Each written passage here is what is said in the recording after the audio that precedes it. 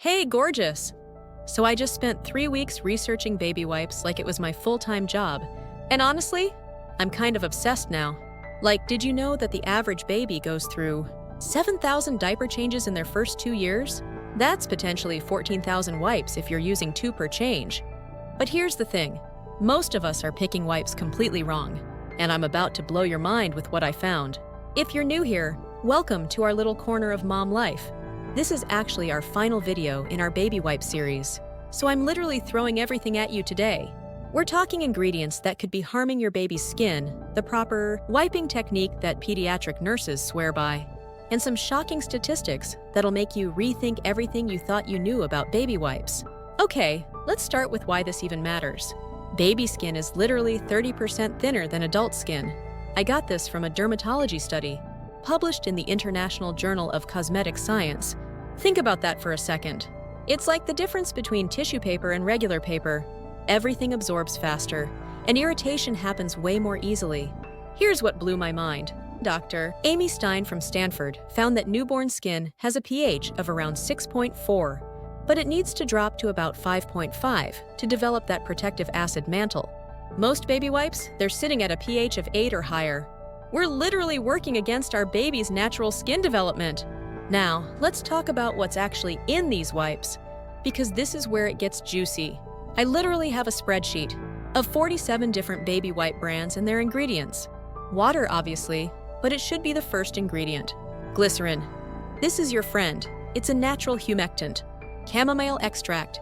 Anti-inflammatory properties backed by research. Aloe vera, but only if it's high up on the ingredient list. The sneaky villains. Okay, this is where I get a little fired up. Phenoxyethanol.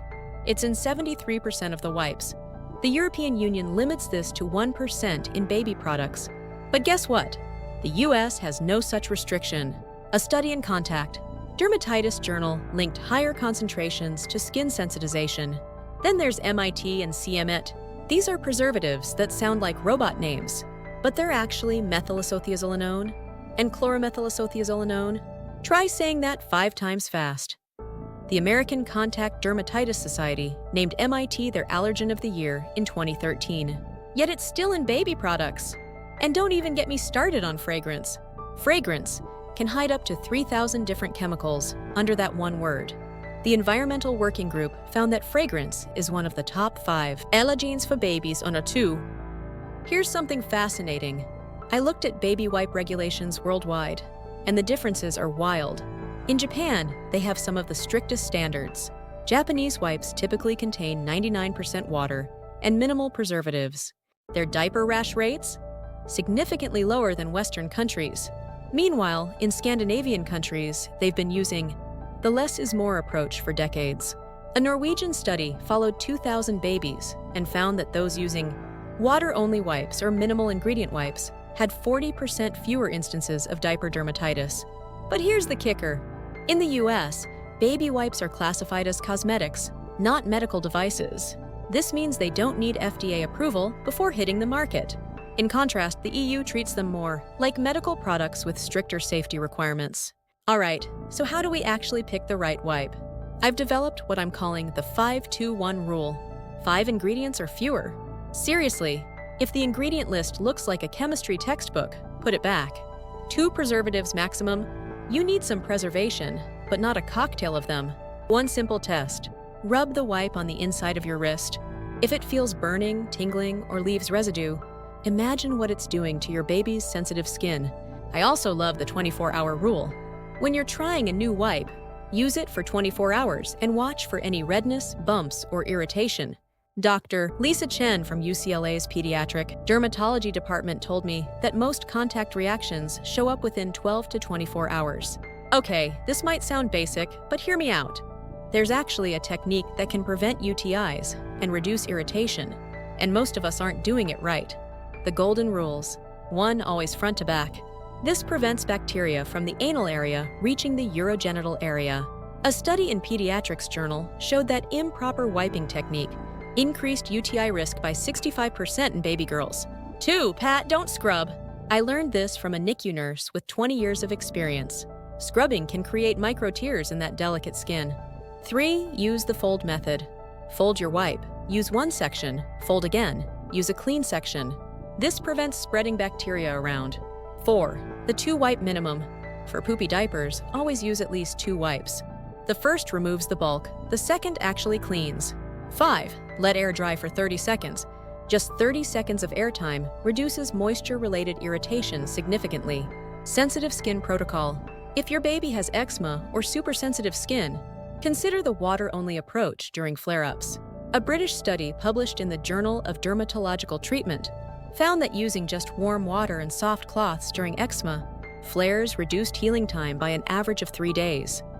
The travel hack.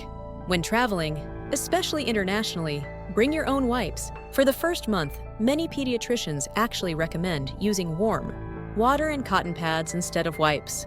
The meconium, that black, terry first poop, can be super sticky, and harsh wiping can damage that brand new skin. Let's talk money for a hot second. The average family spends about $2,500 on diapers and wipes in the first 2 years. But here's what's interesting. The most expensive wipes aren't always the best, and sometimes the gentlest options are actually cheaper. I did a cost per wipe analysis, and some of those fancy organic brands, they're actually more cost-effective because they're stronger and you use fewer per change. Plus, if you can prevent just 1 case of diaper rash that requires medical treatment, you've potentially saved hundreds in doctor visits and prescription creams. Here's when you need to stop everything and call your pediatrician. Persistent rash that doesn't improve with gentle care in 48 hours. Any open sores or bleeding, signs of infection, warmth, swelling, pus. If your baby seems to be in pain during diaper changes, Dr. Maria Rodriguez from Children's Hospital of Philadelphia said that parents often wait too long to seek help because they think diaper rash is normal.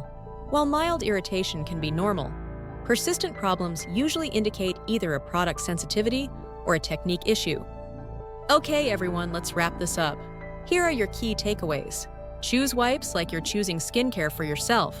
Read those ingredients, less is more, and always patch test.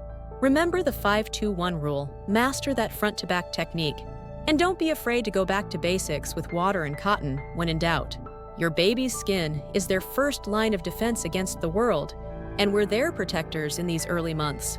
Every small choice we make, from the wipes we choose to how gently we clean, it all adds up to their comfort and health. If this helped you, smash that like button. And if you're not subscribed yet, what are you waiting for? We're building an amazing community of parents who believe in informed choices and supporting each other through this wild journey.